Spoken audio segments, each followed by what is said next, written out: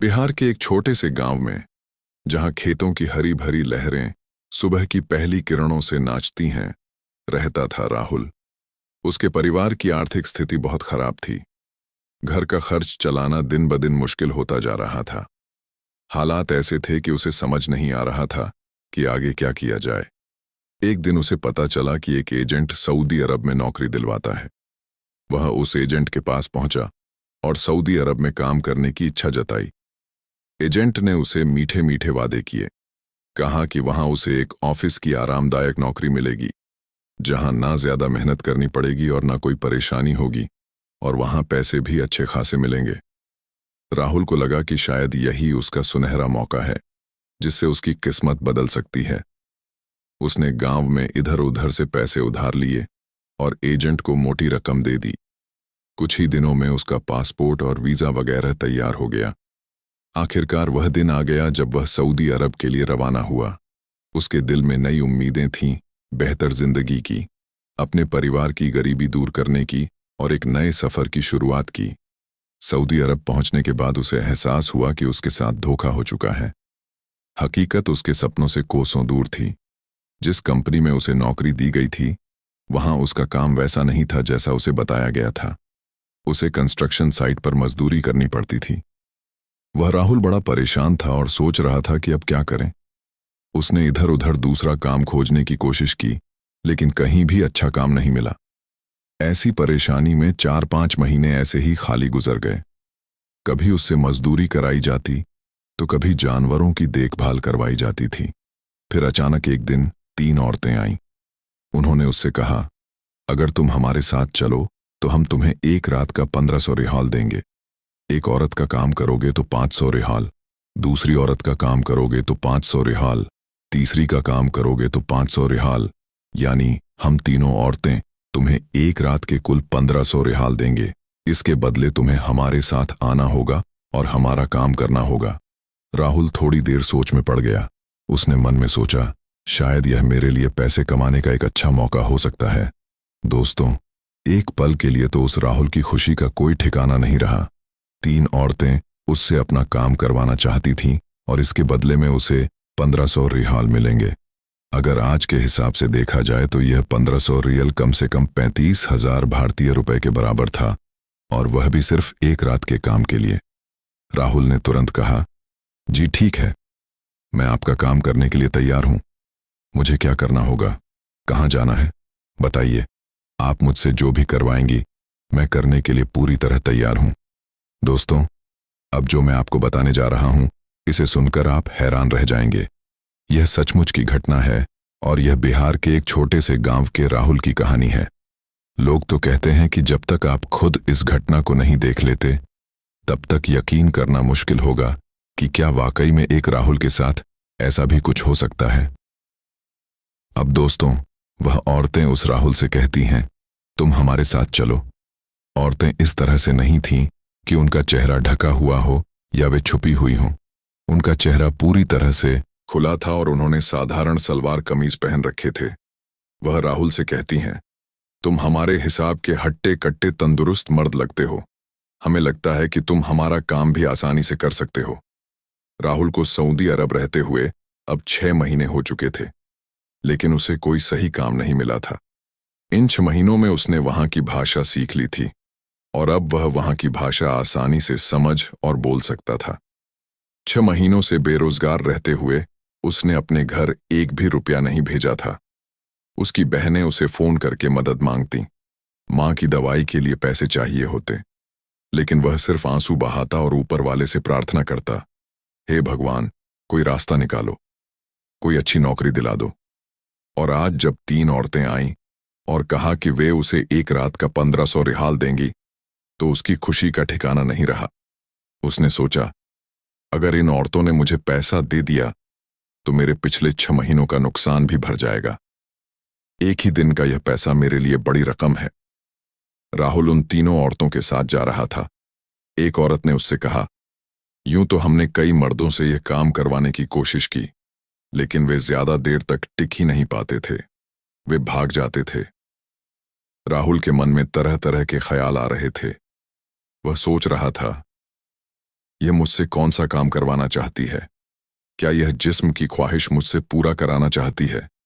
क्या इनके पति नहीं है? क्या यह अकेली रहती है? और असल में मामला क्या हो सकता है? फिर वह बोला, मैडम, देखिए, मैं किसी भी काम से नहीं डरता। काम तो काम होता है, और अगर आदमी काम से डर गया तो पैसे कैसे कमाएगा? औरतों ने मुस्कुराते हुए कहा, यही तो हमने तुम्हें देखकर परखा। शायद तुम्हें काम की तलाश है और तुम इसे आसानी से कर सकते हो। तुम तंदुरुस्त हो और हमें लगता है कि तुम्हारी अभी शादी नहीं हुई। राहुल ने कहा, हाँ मैडम, मैं अभी तक कुंवारा हूं। मैं एक गरीब परिवार से हूं और घर की जिम्मेदारियों के चलते यहां पैसे कमाने आया हूं। पिछले 6 महीनों से मैं खाली ही हूं। तब उन्होंने कहा, तो फिर हमने सही आदमी का चुनाव किया है। तुम्हें पैसों की जरूरत है और काम करने की भी। हम ऐसे ही हट्टे कट्टे और मजबूत मर्द की तलाश में थे जो हमारा काम पूरा कर सके और हमारी उम्मीदों पर खरा उतरे। जैसे ही वे लोग रेगिस्तान से बाहर निकले तो जंगल शुरू हुआ। उसे दूर एक घर दिखाई दिया। वह औरत उससे बोली, अब हम घर पहुंच गए हैं। यही वह जगह है जहां तुम्हें हमारा काम करना है। यहां आसपास कोई नहीं रहता, यहां कोई रोक टोक भी नहीं है। पूरी रात तुम अपना काम मन लगाकर करना और हम तुम्हें किसी तरह की कोई भी परेशानी नहीं होने देंगे। राहुल घर के दरवाजे पर पहुंचा और अंदर देखा। वह हैरान रह गया। घर बहुत ही खूबसूरत था। उसने अपनी जिंदगी में ऐसा घर कभी नहीं देखा था, और सबसे बड़ी बात, जंगल के बीच यह शानदार घर खड़ा था और वहां कोई और आदमी मौजूद नहीं था। वह बहुत हैरान और परेशान था। वह सोच रहा था कि इन औरतों ने इस जंगल और पहाड़ों के बीच में यह घर क्यों बनवाया। उसकी उलझनें बढ़ती जा रही थी। अंदर ले जाकर वे उसे बैठा दिया जाता है।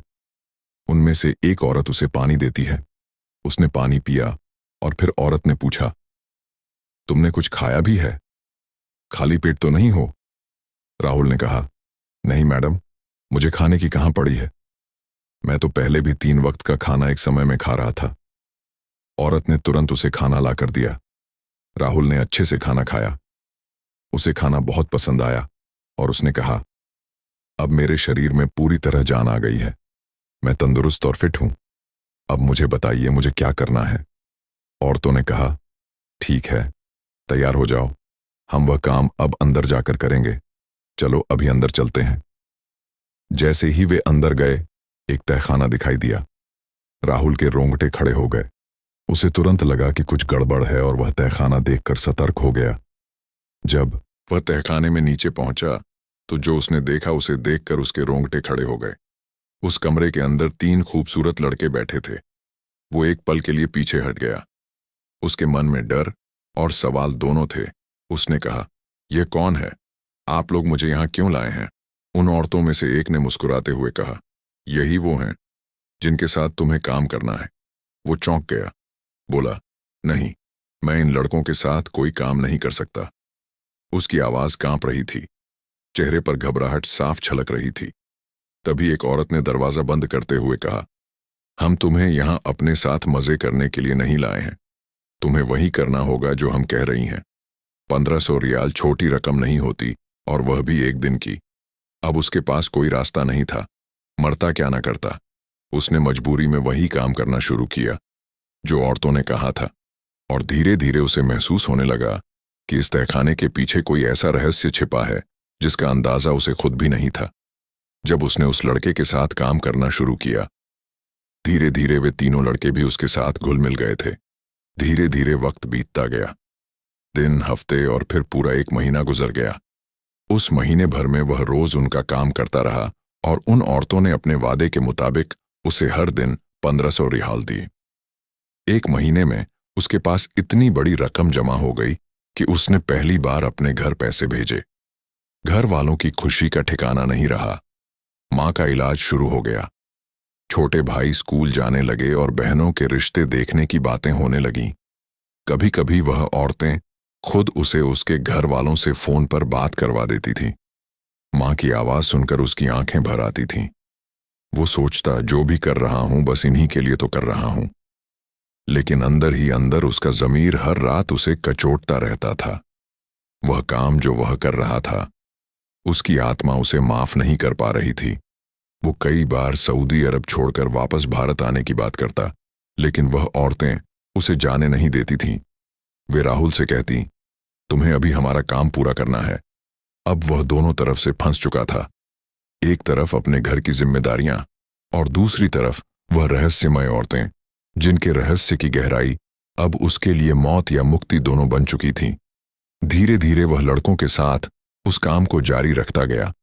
पहले तो वह बच्चे उससे डरते थे, उसके पास नहीं आते थे, लेकिन समय के साथ वह उसके आदी हो गए। अब वह खुद उसके पास आने लगे, जैसे उन्हें उस पर भरोसा हो गया हो। दोस्तों, अब शायद आप सोच रहे होंगे, आखिर वह काम था क्या? क्या वह कोई गलत काम करता था? क्या वह कोई हरामकारी में शामिल था? तो दोस्तों, नहीं, आपका सोचना बिल्कुल गलत है।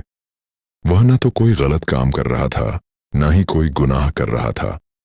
असल में उन बच्चों को एक खतरनाक बीमारी थी, एक खतरनाक छूत की बीमारी, जिसके चलते उनके जिस्म पर अजीब घाव और फोड़े निकल आए थे।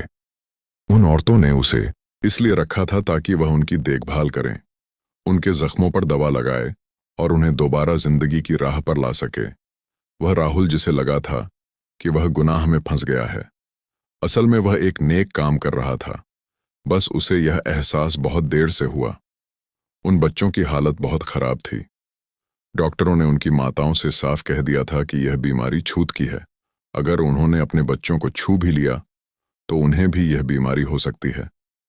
इसलिए माँ अपने ही बच्चों के पास नहीं जा पाती थी, बस दूर से उन्हें देखती, रोती और बेबस महसूस करती।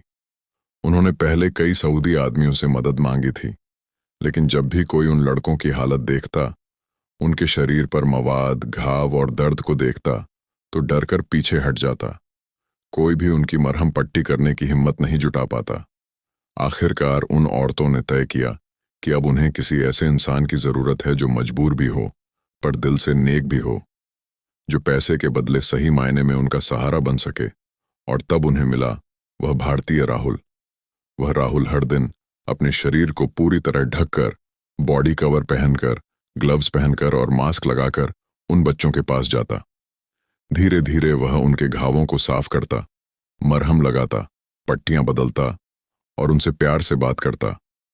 पहले जो बच्चे उससे डरते थे, अब उसी का इंतजार करने लगे थे। वह उन्हें हंसाने की कोशिश करता, कहानियां सुनाता और उनकी आंखों में फिर से जीने की उम्मीद जगा देता। 3 महीनों तक उसने यह काम पूरी लगन से किया और नतीजा यह हुआ कि वह बच्चे अब 90% तक ठीक हो चुके थे। उनकी माताएं उसे देखतीं तो उनकी आंखों से आंसू बहने लगते थे, कभी राहत के, कभी शुक्रगुजारी के।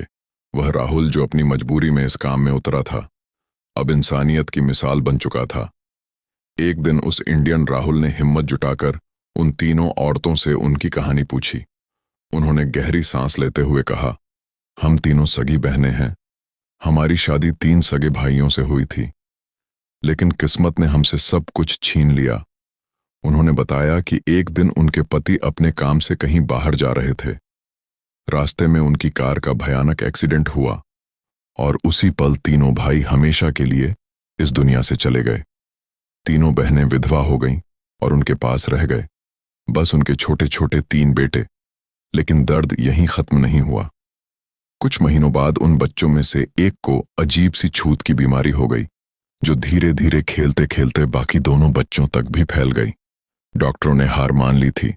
कहा, इन बच्चों को घर ले जाइए, अब हम कुछ नहीं कर सकते। लेकिन औरतें ने हार नहीं मानी। उन्होंने हर दरवाजा खटखटाया, कई लोगों से मदद मांगी, लेकिन किसी ने भी मदद नहीं की।